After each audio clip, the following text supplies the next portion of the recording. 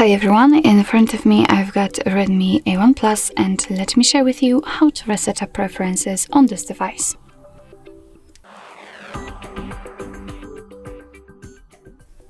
So first of all we have to enter the settings and then let's find the section apps. Let's enter. Now we have to tap on manage apps, so the second option.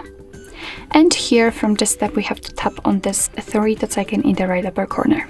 As you can see here, we've got the option we're looking for, so simply tap on it and your device will of course inform you what it will actually do, what it will actually reset. So the disabled apps, disabled app notifications, default apps and background data restrictions for apps.